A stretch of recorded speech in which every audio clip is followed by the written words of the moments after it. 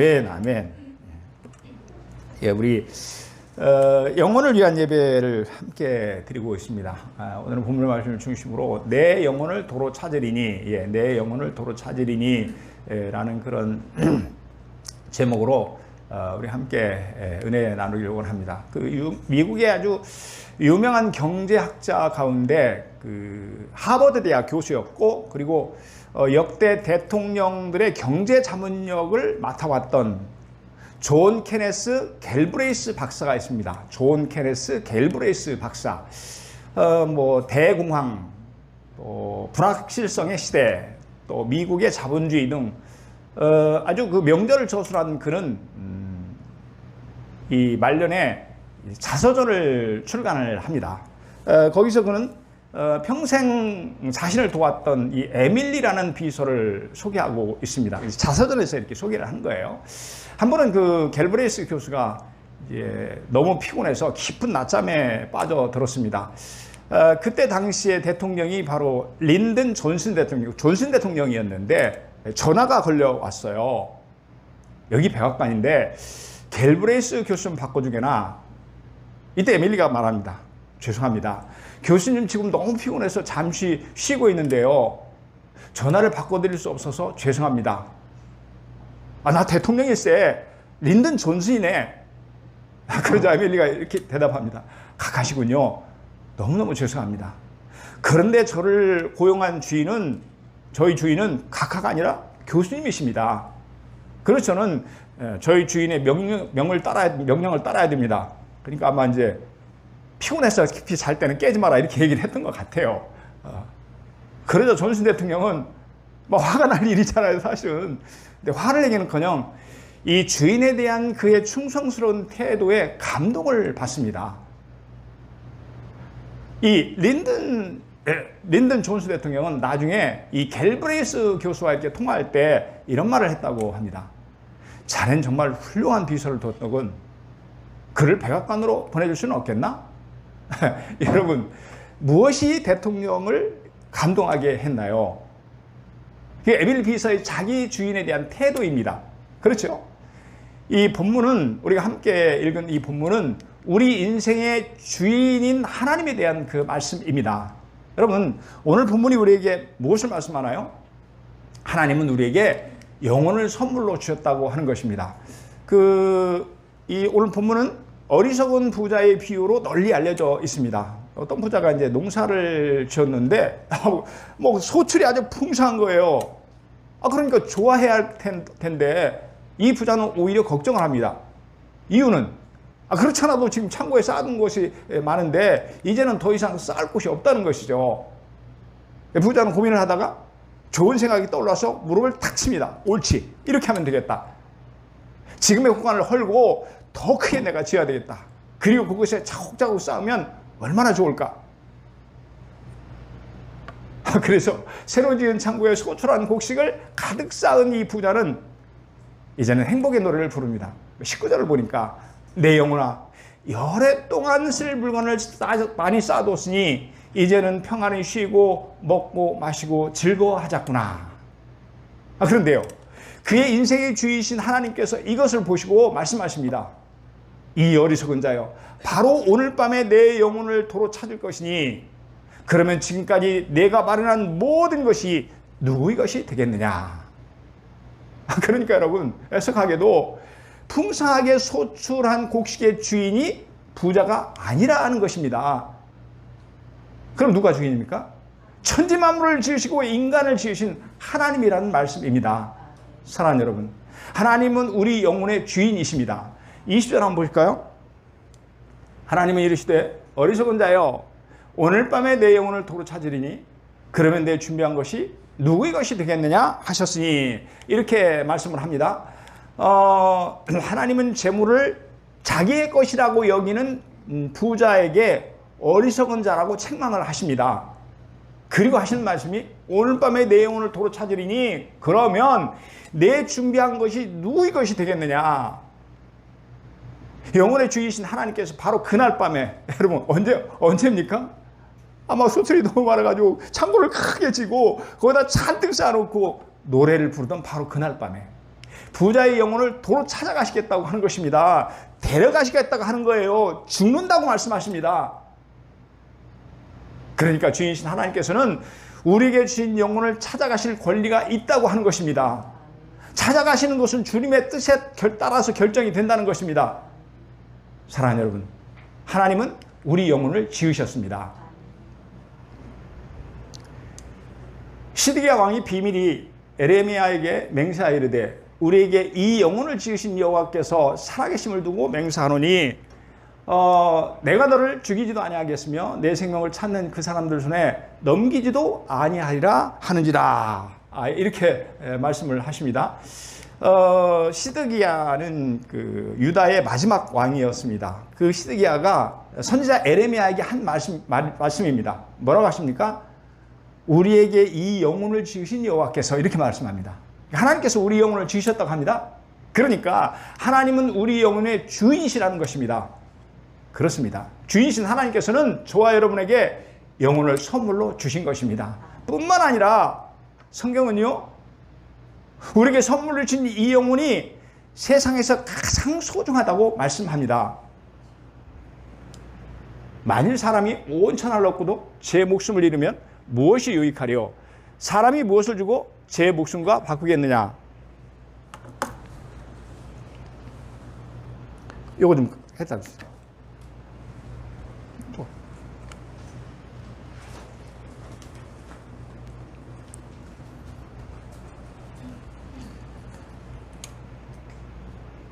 말씀드린 대로 사람이 만일 온 천하를 얻으면 제 목숨,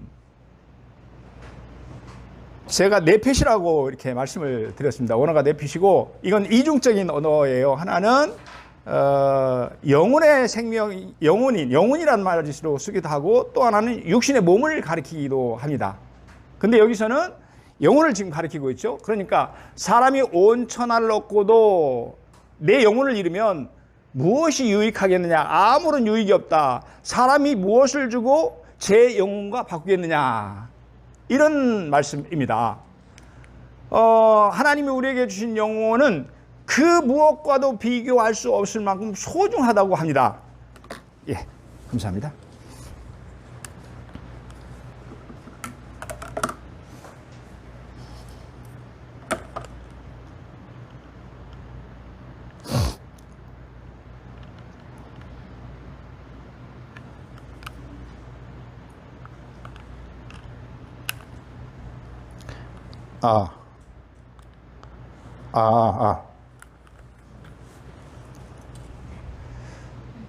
온 천하보다도 더 위대한 가치가 있다고 그렇게 말씀합니다. 여러분, 우리가 선물 받은 영혼이 왜 그렇게 소중합니까? 먼저는 그것은 영화롭고 보배로우신 하나님을 닮았기 때문에 그렇습니다. 하나님은 모든 생명을 말씀으로 지으셨습니다. 하지만 유일하게도 인간은 그 코에 생기를 불어넣으심으로 말미암아 당신을 닮은 영적인 존재로 지으셨습니다. 하나님의 형상대로 지으셨습니다. 그렇습니다. 우리는 영화로우신 하나님을 닮은 존재입니다. 저와 여러분은 보배로우신 하나님의 형상을 닮은 존귀한 자들입니다. 소중한 자들입니다. 여러분 아멘입니까? 또한 우리가 선물로 받은 이 영혼이 왜 소중하냐 그러면 이 영혼은 하나님처럼 영원히 사는 존재이기 때문에 그렇습니다. 하나님이 지으심을 받은 모든 생물은 다 유한합니다. 끝이 있어요. 결코 영원하지 못합니다. 하지만 영혼을 가진 인간은 하나님처럼 영원히 삽니다. 이 땅에서만 사는 것이 아닙니다. 내 죄를 위해 죽으신 예수 그리스도를 믿는 자는 누구나 장차 천국에서 사랑하는 우리 주님과 함께 영생 복락을 누리게 됩니다. 사실 사람이 이렇게 겉으로 보면 짐승보다 별로 나은 것이 없습니다. 사자처럼 빠르지 못합니다. 표범처럼 날카로운 이도 없습니다. 코끼리처럼 몸집이 큰 것도 아닙니다. 그런가 하면 새처럼 공중을 날지도 못합니다. 그럼에도 불구하고 모든 짐승들은 영원히 살지 못합니다. 죽으면 그만입니다. 흙으로 돌아가서 영원히 사라집니다. 하지만 인간에게는 영혼이 있습니다. 비록 이 땅의 삶이 끝난다 할지라도 그것이 다가 아닙니다. 영원한 세계가 우리를 기다리고 있습니다. 사랑하는 여러분, 주인이신 하나님은 이 귀한 영혼을 우리에게 선물로 주신 줄로 믿습니다. 하나님은 또한 우리 영혼을 위해서 무엇을 주신다? 그러니까 우리에게 영혼을 주셨어요. 그런데 더 있어요. 우리 영혼을 위해서 주신 것이 있다는 거예요. 그것이 바로 뭐냐 그러면 우리 영혼을 담을 그릇을 주셨습니다. 19절 한번 보시겠습니다. 또 내가 내 영혼에게 이르되 영혼아 열에 쓸 물건을 많이 쌓아두었으니 평안히 쉬고 먹고 마시고 즐거워하자 하리라 하되 여러분 영혼 두 가지로 해석할 수 있다고 그랬죠. 영혼과 동시에 영적인 생명과 동시에 또 하나는 육신의 몸이라고 그랬습니다. 그래서 여기서는 육신의 몸으로 지금 사용을 하고 있습니다. 그러니까 제가 다시 한번 해석을 해보면 또 내가 내 영혼에게 부자가 자기 육신에게 이릅니다. 내 육신아 내 몸아 열해 동안 쓸 물건을 많이 쌓아뒀으니 평안히 쉬고 먹고 마시고 즐거워하자 하리라 하되 이렇게 말하는 것을 볼 수가 있습니다. 여러분 여기서 우리는 중요한 사실을 발견하게 됩니다. 주인이신 하나님은 우리에게 천하보다도 귀한 영혼을 주셨을 뿐만이 아니고 그 영혼을 담을 그릇인 몸을 마련해 주셨다고 하는 것입니다. 여러분 그렇습니다. 우리의 몸은요 영혼을 담고 있는 그릇입니다. 그래서 사도 바울은 이런 고백을 합니다. 보실까요? 우리가 이 보배를 질그릇에 가졌으니 이는 심히 큰 능력은 하나님께 있고 우리에게 있지 아니함을 알게 하려 함이라. 말씀드린 대로 이제 사도 바울의 고백입니다. 뭐라고 말씀하냐면 우리가 이 보배를 질그릇에 가졌으니 이렇게 말합니다. 여기서 말하는 이 보배는 영혼이고 그리고 질그릇은 우리의 몸입니다. 그렇죠. 그러니까 하나님은 보배와 같이 귀한 우리의 영혼을 어디다 담아 놓으셨다는 거예요? 깨지기 쉬운 질그릇 같은 육신에 담아 놓으셨다고 말씀하고 있는 것입니다. 온 천하보다도 더 귀한 영혼을 몸이라는 연약한 그릇에 담아 놓으셨다고 말씀합니다. 하지만 여러분 바울이 비유한 대로 이 육신의 몸은 그저 연약한 것만은 아닙니다. 하나님께서 우리의 몸을 참으로 귀하게 지으셨습니다. 참으로 존귀하게 만드셨어요. 그렇습니다. 하나님은 우리의 영혼을 소중히 여기는 것만큼이나 육신의 몸 또한 신묘막측하게 지으셨습니다. 그래서 하나님의 사람 다윗은 이렇게 고백합니다. 우리 시편 139편 14절의 말씀입니다. 같이 읽습니다. 시작. 내가 주께 감사함은 나를 지으심이 심히 기묘하심이라. 주께서 하시는 일이 기이함을 내 영혼이 잘 아나이다. 아멘. 말씀드린 대로 다윗의 고백입니다. 뭐라고 합니까? 자기를 지으신 하나님께 지금 감사하는 거예요. 무엇을 지금 감사하고 있습니까? 나를 지으심이 심히 기묘하심이라. 하나님이 자신의 몸을 기묘하게 지으셨다고 말씀합니다. 이 기묘하심이라를 개역 한글 성경에서는 신묘막측하심이라 이렇게 번역하고 있습니다. 그러니까 하나님은 우리의 몸을 신기하고 묘해서 측량할 길이 없을 정도로 훌륭하게 지으셨다는 말씀입니다. 참으로 존귀하게 만드셨다는 그런 말씀입니다. 여러분 아멘입니까? 여러분 우리 몸에 있는 기관들을 한번 살펴볼까요?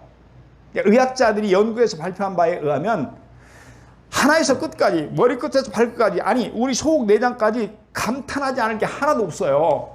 신비하지 않은 것이 하나도 없습니다. 심장은요 1분 동안 4리터 이상의 피를 펌프질합니다. 그러니까 하루에 양동이를 약 720개 정도의 피를 퍼올리고 있습니다. 요즘은 하도 놀랄 일이 많아서 별로 놀라지도 않죠. 이 신경의 신호는 1초에 120m 정도까지 전달을 합니다. 그러니까 시간당으로 따지면 432km를 우리 몸속에서 부지런히 움직이면서 신호를 보내고 있는 거예요. 반응을 하고 있는 거예요. 여러분 이 거리 432km 이 거리는 마라톤 거리의 약 10배 정도에 해당합니다. 왜냐하면 마라톤이 약 42km 정도 되니까 432km니까 10배도 넘는 거죠. 그런가 하면 우리의 콧구멍이 냄새를 맡는데 얼마나 섬세한지 10,000가지 이상의 냄새를 구별할 수 있다고 합니다. 그러니까 개만 잘 맡는 게 아니에요. 우리도 엄청 잘 맡는 거예요. 이 평생 호흡하는 횟수가 5억 회가 된다고 합니다. 그리고 우리 몸은 평생 500톤의 음식을 소화를 합니다. 500톤. 우리가 잘 이해가 안 되는데요.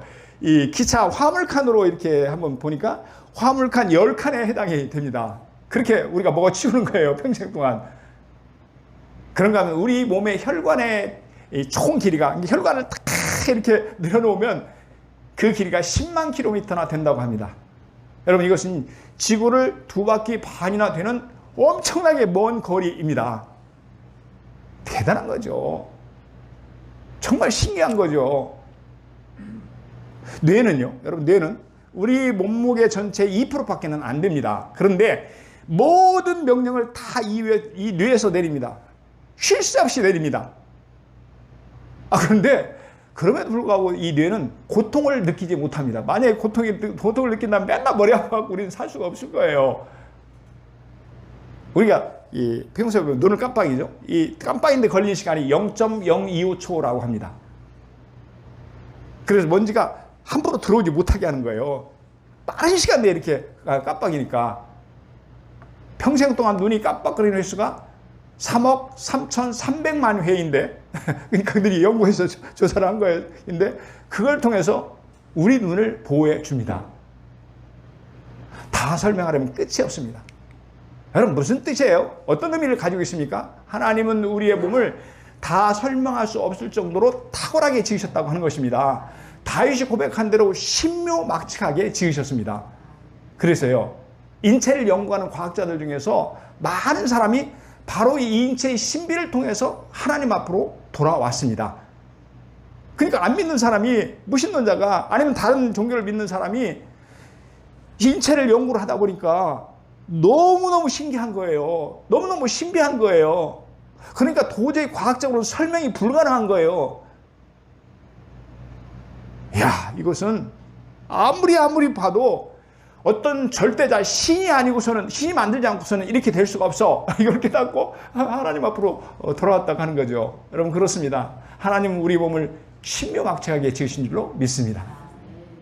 하나님은 또한요, 여러분, 우리 영혼을 지으셨고, 또 우리 영혼을 담을 몸을 이렇게 참 신묘막측하게 지으셨고, 또 우리 몸을 위해서, 우리 몸을 만족하기 위해서 우리에게 물질을 주셨습니다. 사랑하는 여러분, 하나님께서 인간에게 베풀으신 은혜는 무궁무진합니다. 하나님은 한없이 자비롭고 은혜가 풍성하신 분이십니다. 말씀드린 대로 천하보다도 소중한 영혼을 우리에게 주시고, 그 영혼을 담을 그릇으로 신묘막측한 몸을 주셨을 뿐만 아니라 하나님은 우리 몸을 만족하게 하는 물질을 주셨습니다. 어떤 걸 주셨나요? 몸이 먹고 힘을 얻을 수 있도록 음식을 주십니다. 목이 마른 것을 아시고 물을 주십니다. 몸을 아름답게 하시려고 멋진 옷을 주십니다. 어디 그뿐이겠습니까? 우리 몸을 만족하게 하기 위해서 갖가지 수많은 재물들을 우리에게 주셨습니다. 여러분, 오늘 본문에서 보면 하나님은 부자에게 물질을 주셨다고 말씀합니다. 뭘 주셨다고 하나요? 또 비유로 그들에게 말하 이르시되, 한 부자가 그 밭에 소출이 풍성하며, 한 부자가 그 밭에 소출이 풍성하며. 자, 여러분, 하나님께서 부자에게 뭘 주셨습니까? 밭을 주셨어요. 또 뭘 주셨습니까? 그 밭에서 소출을 주셨어요. 풍성한 소출을 주셨습니다. 왜 주셨나요? 하나님께서 그에게 주신 몸을 만족하게 해주시기 위함입니다. 또한 어떤 사람에게든지 하나님이 재물과 부유를 그에게 주사 능히 누리게 하시며 제 몫을 받아 수고함으로 즐거워하게 하신 것은 하나님의 선물이라. 전도서 5장 19절의 말씀입니다. 하나님은 누구에게든지 재물을 주셨다고 합니다. 부유를 주신다고 합니다. 그리고 주신 것을 마음껏 누리게 해 주신다는 그런 말씀입니다. 그래서 우리로 하여금 즐거워하게 하십니다. 이 모든 것이 하나님의 선물이라고 말씀합니다. 그러니까 하나님은 우리 몸을 위해서 물질을 주셔서 우리로 하여금 마음껏 누리게 해 주셨다는 그런 의미입니다. 우리에게 주신 재물로 말미암아 우리를 만족하게 해 주신 분이 우리 하나님이십니다. 이 구약성경에 보면 하나님께서는 이 모세를 통해서 출애굽한 이스라엘 백성들을 곧바로 약속의 땅 가나안 땅으로 들여보내지 아니하고 거기서 가까웠어요. 그렇게 멀지 않았습니다. 근데 하나님께서는 그쪽으로 보내지 않으시고 광야로 그들을 인도하셨습니다. 그렇죠? 여러분, 광야는요, 그야말로 허벌판입니다. 몸을 위해서 구할 수 있는 것은 아무것도 없습니다. 하나님은 하늘에서 매일같이 만나를 내려서 그들을 먹여주셨습니다. 반석에서 샘물이 터지게 하셔서 그들에게 물을 마시게 하셨습니다. 그들이 입는 옷이 헤어지지 않도록, 낡아지지 않도록 해주셨습니다. 그들이 신은 신이 떨어지지 않도록 해주셨습니다. 여러분, 그뿐이 아닙니다. 그들이 고기가 먹고 싶다고 하자 하나님은 바람으로 메추라기를 때를 몰아주셔서 실컷 먹게 하셨습니다. 여러분, 하나님이 그렇게 하신 이유가 있습니다. 그것은 우리 몸에 필요한 모든 것을 하나님이 주신다는 것입니다. 그래서 하나님은 우리 몸을 만족하게 해주신다는 그런 의미입니다. 여러분, 신약성경에 보면 예수님은 사흘 동안이나 당신의 말씀을 들으면서 이 함께 하신 그 무리가 돌아갈 때 그들을 불쌍히 여기셨습니다. 그리고 그들에게 먹을 것이 떨어진 것을 아셨습니다. 뭐 사흘이나 되었으니까 당연히 떨어진 거죠. 그러자 주님은 무리를 질서 있게 앉히고 그리고 그들 앞에 오병이어의 기적을 베풀어 주십니다. 무리들이 실컷 먹었습니다. 얼마나 배부르게 먹었든지 남은 것을 모아보니까 12강줄이나 되었습니다. 여러분, 예수님은 왜 무리들을 배불리 먹이셨나요? 그들의 몸의 필요를 아시기 때문에 그렇습니다. 인간은 영적으로만 사는 존재가 아님을 아시기 때문에 그렇습니다. 그래서 주님은 오병이어의 기적으로 그들의 배고픔을 채워주신 것입니다. 그들을 만족하게 해주셨습니다. 여러분, 아멘입니까? 우리 몸의 필요를 아시고 채워주시는 이 하나님의 은혜는 자녀의 필요를 채워주시는 부모님과 같습니다. 여러분, 잘 생각해보면요, 부모님은요, 자녀가 자립하기까지 그들의 모든 필요를 다 채워주십니다. 먹을 것도 줍니다. 입을 것도 줍니다. 때로는 용돈도 줍니다. 그뿐입니까? 자녀가 필요하면 방까지도 얻어줍니다. 이처럼, 그러니까 우리 부모가 자녀에게 모든 필요한 것을 아낌없이 대해주는 것처럼 하나님은 우리의 모든 필요를 채워주십니다. 몸이 원하는 모든 것을 아낌없이 주십니다. 그래서 만족하게 해주십니다.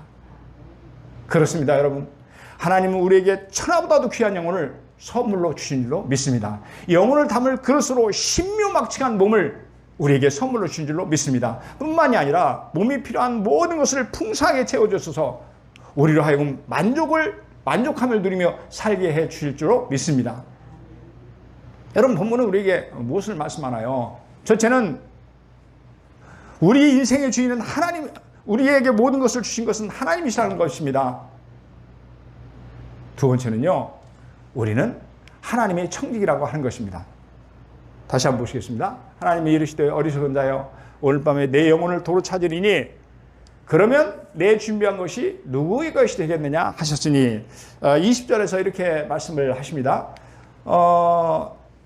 하나님은 이르시되 어리석은 자여. 하나님 부자를 어리석은 자라고 말씀합니다.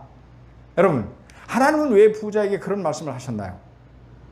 자기가 모든 것을 주인이라고 착각했기 때문에 그렇습니다. 본문에서 부자는 내라는 말을 무려 5번이나 반복해 사용하고 있습니다. 여러분, 다시 한번 보실까요? 17절 한번 보시겠습니다. 심중에 생각하여 이르되 내가 곡식을, 부자가 얘기합니다. 내가 곡식. 또 18절에 보니까 내가 이렇게 하리라. 내 곡간을 헐고 더 크게 짓고 내 모든 곡식과 3번. 10절에 한 번, 18절에 3번, 또 19절에 있습니다. 또 내가 내 영혼에게 이르되. 이렇게 짧은 이 본문에서 부자는 자기를 가리켜서 내를 5번이나 사용을 하고 있습니다. 무슨 뜻이에요? 자기가 주인이라는 거예요. 착각을 해도 유분수입니다. 이 시간 제가 여러분에게 묻겠습니다. 누가 주인입니까? 주인이 누구입니까? 영혼의 주인이 누구입니까? 몸의 주인이 누구입니까? 물질의 주인이 누구입니까? 부자입니까? 아닙니다. 창조주신 하나님이십니다. 자비롭고 은혜로우신 하나님이십니다. 그렇다면 여러분, 부자는 어떤 존재입니까? 부자는 주인이 아닙니다. 주인의 것을 잠시 맡아 관리하는 청지기에 불과합니다. 여러분, 그렇지 않습니까? 그러니까 하나님은 부자를 어리석은 자라고 그렇게 말씀하신 것입니다. 그런데 여러분, 성경 말씀은 보편성이 있습니다. 무슨 뜻이냐 그러면 하나님의 이 책망은 부자에게만 해당되는 것이 아니라는 거예요. 당시 이 말씀을 듣고 있는 사람들뿐만이 아니라 지금 이 시대에 우리에게도 하신 말씀이기도 합니다. 여러분 아멘입니까? 그러니까 저와 여러분에게 하신 말씀입니다. 뭐라고 하셨나요? 어리석은 자요. 쉽게 말하면 이 바보야. 이 바보야. 그런 뜻이에요. 그러니까요, 여러분, 우리도 역시 어리석은 부자처럼 청직이라는 사실을 잊어버리고 마치 내가 주인인 것처럼 살아가고 있지 않냐 하는 것입니다. 물론 정도의 차이는 있을 수 있겠지만 사실이지 않습니까? 그러므로 여러분, 이 말씀을 자신에게 해보시기 바랍니다. 다 같이 우리 손가락을 검지손가락 한번 펴겠습니다. 자기를 가리키세요. 자기를. 이 바보야. 한 번 더 하겠습니다. 이 바보야. 사랑하는 여러분, 우리는 결국 주인이 아닙니다. 우리는 하나님이 부르실 때까지 영혼을 관리하는 청지기입니다. 우리는 하나님이 허락하신 날까지 몸을 관리하는 청지기입니다. 우리는 하나님이 오라고 하실 그때까지 주신 재물을 관리하는 청지기입니다. 여러분 아멘입니까? 정말 아멘입니까? 그렇다면 우리는 주인이 되시는 이 하나님 앞에서 어떻게 살아야 하나요? 오늘 본문에 보니까 자기를 위해 살지 말고 주인이신 하나님을 위해 살라고 말씀합니다. 우리 21절 말씀 천천히 의미를 생각하면서 같이 읽습니다. 시작. 자기를 위하여 재물을 쌓아두고 하나님께 대하여 부여하지 못한 자가 이와 같으리라. 이와 같으리라. 어리석은 자라고 하는 것이죠. 이 말씀은 비유의 결론이기도 하고 뿐만 아니라 우리가 살아가야 될 삶입니다. 그렇죠? 어떻게 살라고 하십니까? 먼저 자기를 위해서 재물을 쌓아두지 말라고 합니다. 그렇게 하면 부자와 똑같이 우리도 어리석은 자가 된다고 하는 거예요. 하나님께 대하여 부여하지 못한 자가 이와 같으니라. 어떻게 살라는 거예요? 하나님께 대하여 부여한 자가 되라는 말씀입니다. 그렇다면 누가 하나님에 대해서 부여한 자입니까? 하늘에 보물을 쌓아두는 지혜로운 자입니다. 오직 너희를 위하여 보물을 하늘에 쌓아두라. 어디에 쌓아두라고요? 하늘에 쌓아두라. 거기는 좀이나 동록이 해하지 못하며 도둑이 구멍을 뚫지도 못하고 도둑질도 못하느니라. 아멘. 오직 너희를 위해서 보물을 하늘에 쌓아두라. 우리를 위한 지혜로운 삶은 보물을 하늘에 쌓아두는 것이라고 합니다. 이것이 모든 것의 주이신 하나님을 위한 삶입니다. 이것이 바로 하나님에 대해서 부여한 삶입니다. 여러분, 하늘에 쌓아두는 삶이란 뭡니까? 구체적으로 첫째는 하나님의 나라와 그 의를 구하는 삶입니다. 그러니까 하나님의 뜻을 이루어드리는 삶이죠. 우리가 그렇게 살 때 하나님은 우리를 놀랍게 축복해 주십니다. 마태복음 6장 33절입니다. 그런즉 너희는 먼저 그의 나라와 그 의를 구하라. 하나님의 뜻대로 살라고 말씀하십니다. 그러면서 하나님은 엄청난 약속을 하십니다. 그리하면 이 모든 것을 너희에게 더하시리라. 우리에게 필요한 것, 우리가 구하는 것뿐만이 아닙니다. 미처 우리가 구하지 못했던 것, 아니 내가 상상하지도 못했던 엄청난 은혜와 축복을 우리에게 더해 주신다고 하는 말씀입니다. 그러니까 하나님은 당신의 뜻을 이루어드린 자에게 하늘의 축복은 말할 것도 없고 이 땅에서도 이 모든 것을 너에게 더하시리라. 부족함이 없는 삶을 살게 하신다고 약속해 주십니다. 할렐루야. 또한 하늘에 쌓아두는 삶이라는 것은 아낌없이 구제하는 삶입니다. 하나님은 구제한 자에게 특별한 약속을 하십니다. 우리 같이 읽습니다. 시작. 가난한 자를 불쌍히 여기는 것은 여호와께 구워드리는 것이니 그의 선행을 그에게 갚아 주시리라. 가난한 자를 불쌍히 여기는 것은 어떻게 한다는 거예요? 구제하는 것은 여호와께 구워드리는 것이다. 이렇게 하나님께서는 말씀하십니다. 여러분, 왜 우리가 불쌍한 사람들 구제하는 것이, 그들을 도와주는 것이 여호와께 구워드리는 것입니까? 모든 사람이 다 하나님의 자녀이기 때문에 그렇습니다. 그러니까 내가 가난한 자에게 아낌없이 구제하는 것은 하나님의 자녀에게, 그러니까 우리로 말하면 우리 형제에게 하는 것하고 같다는 거예요. 그래서 하나님께서 막 기뻐하시고 그의 선행을 그에게 갚아주시리라. 우리에게 갚아주신다고 약속하십니다. 놀랍게 축복해 준다는 약속의 말씀입니다. 사랑하는 성도 여러분, 우리는 주인이 아니라 청직입니다. 우리 영혼의 주인은 하나님이십니다. 우리의 몸의 주인도 하나님이십니다. 우리가 가진 모든 재물도 역시 하나님의 것입니다. 그러므로 어리석은 부자처럼 자기를 위해 쌓아놓지 마시기 바랍니다. 오히려 자기를 위해서는 가난한 자가 되시기 바랍니다. 그리고 하나님 위해서 부유한 자가 되시기 바랍니다. 여러분의 재물을 이 땅이 아니라 하늘에 쌓기를 힘쓰기를 바랍니다. 우리가 먼저 하나님 나라와 의를 구하며 가난한 자를 힘껏 구제할 때 하나님께는 기뻐하시며 놀랍게 축복해 주실 줄로 믿습니다. 잠깐 우리 교회 한번 적용을 해볼까요? 이것은 개인적인 문제일 뿐 아니라 우리 가정의 문제이기도 합니다. 우리 가정도 그래요. 하나님 나라 의를 구하고 가난한 자를 불쌍히 여기서 구하는, 다시 말해서 하늘에 쌓아두는 삶은 하나님께서 엄청 기뻐하시고 놀랍게 축복하는 삶이라는 말씀입니다. 여러분 아멘입니까? 교회도 마찬가지입니다. 여러분 얼마 전에 우리는 라오스 선교에 힘껏 도와드렸습니다. 우리가 원하는 것은 생명을 구하는 거예요. 그러니까 하나님 나라와 그 뜻을 구하는 그런 삶에 우리는 먼저 쓴 것입니다. 여러분 아멘입니까? 하나님께서 기뻐하실 줄로 믿습니다. 약속하신 그대로 이 모든 것을 우리 교회에 축복해 주실 줄 믿습니다. 이 모든 것을 사랑하는 우리 성도들의 가정에 축복해 주실 줄 믿습니다. 이 모든 것을 우리 한 사람 한 사람에게 놀랍게 축복해 주실 줄로 믿습니다. 기도하겠습니다. 하나님 감사합니다. 하나님